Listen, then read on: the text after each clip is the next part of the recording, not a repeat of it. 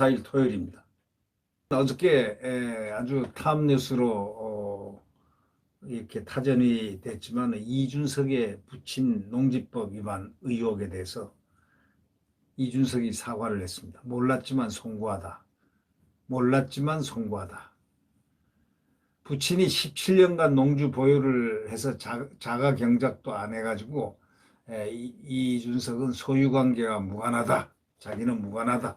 이 부분을 강조를 했습니다. 국민의힘 이준석 대표 부친이 17년 동안 농지를 보유하고도 작용을 하지 않아서 농지법을 위반했다는 의혹이 제기됐는데 SBS가 아주 특종으로 어저께 저녁에 난리가 날 정도로 큰 대문으로 발표했습니다. 이 대표 부친이 2004년 1월 달에 그 제주 서귀포시에 있는 2023m 제곱의 규모 농지를 매입했지만 직접 농사를 짓지도 않았고 영농 위탁도 안 했다고 보도를 했습니다. 이 대표 부친은 SBS 취재진에게 고교 동창 추천으로 1억 6천만 원에 그 당시 2004년도에 1억 6천만 원이라면 뭐 엄청난 큰 돈이죠. 그 농지를 구매했고 은퇴 후에 전원주택을 지을 목적으로 현재까지 보유했다 이렇게 밝힌 것으로 전해졌습니다. 다만 이 대표는 부친 농지 보유 사실조차 알지 못했다는 입장입니다. 연합뉴스하고 통화해서 선거에 출마할 때마다 독립생계로 부모님 재산을 고지 거부했기 때문에 자세한 자산 내용을 인지할 기회가 없었다면서 제 소유 관계와도 무관하다고 밝혔습니다. 이어 농지 매입 시기는 제가 만 18세 되기 직전에 미성자일 때로 미국 유학 중이었다며 가족을 대신해서 송구스럽게 생각한다 이렇게 말했습니다. 그런데 한 가지 아주 중대한 문제는 이런 것입니다. 지금 민주당 여당에서 12명이 이 부동산 문제로 국회의원이 지금 계류되어 있는데 이렇게 지적이 되어 있는데 아무런 액션이 없습니다. 탈당도 권유해도 탈당이 없고 또 아무것도 없습니다.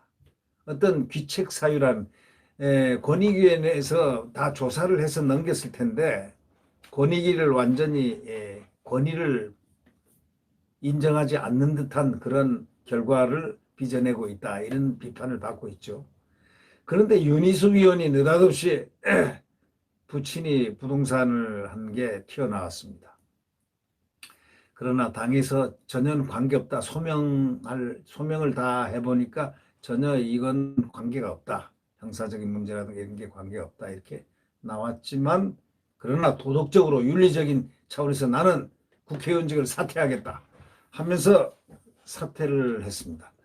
여당 집권 여당은 쇼라고 사퇴 쇼라고 하면서 그렇게 윤희숙 의원을 비방을 했습니다. 그러나 그는 쇼가 아니었습니다. 그는 정치적인 윤리라든가 도덕적으로 굉장히 철저한 그의 가치를 그대로 이행했다.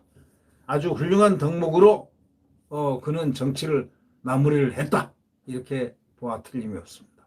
그러나 다음번에 크게 쓰일 것 같다라는 추측이 듭니다. 그래서 저는 그런 분이라면은 나중에 정말 자원봉사를 하더라도 열심히 정말 돕고 싶다라는 그런 마음이 났습니다. 왜? 도덕적으로 깨끗하니까. 그리고 지금 사퇴쇼 하는데 이분은 아예 방까지 빼버렸습니다. 방을 뺐다는 건 국회의원 방을 빼버리고 아예 근본적으로 그만둘 작정을 100%한 겁니다. 그러니까 결국 이 100%또 그걸 뺀과 동시에 만약에 사퇴를 안 시켜주면은 국회에서 안 시켜준다면은 의원 그 회비, 의원 세비까지 반납해 버리겠다. 이제 이렇게 나오고 있습니다. 정말 확고한 자기 정화의 표상입니다. 이에 비하면 이준석은 젊은이의 패기답지 않게 변명에 일관합니다. 몰랐지만 송구하다. 나는 미성년자이다. 미성년자일 때 미국 유학 중이었다. 그 시기가. 만 18세 되기 직전이다. 이런 얘기 구차한 변명을 합니다. 가족을 대신해 송구롭게 생각한다.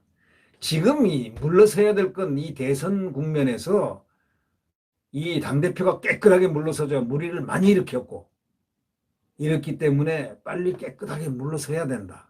바로 이런 점을 강조를 많이들 합니다. 주변에서 또는 언론에 또는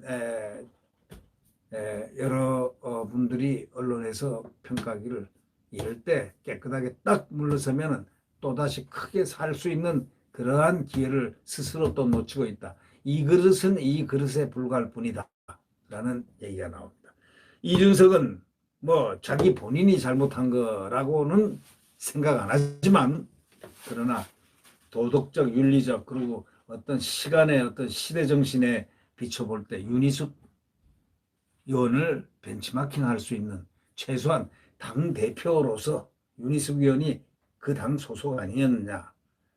그러면 깨끗하게 스스로 물러서는 그 용기를 한번 보여주는 것도 나이가 젊다는 어떤 표상이 될 수도 있지 않느냐.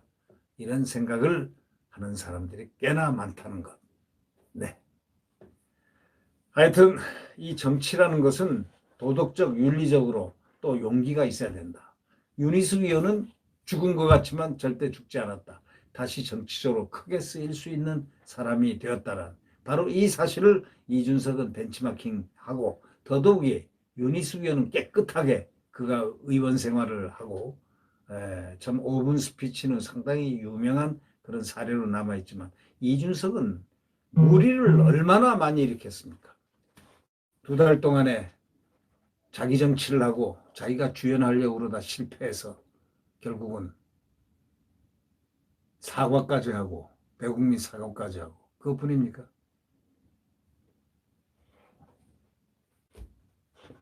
그가 한 말들 3월달에 지난 3월달에 동영상에 나와서 대구 매일신문 서울판에 나와가지고 동영상에 나와서 한 얘기들 윤석열을 이 대통령 되면 지구를 떠나겠다.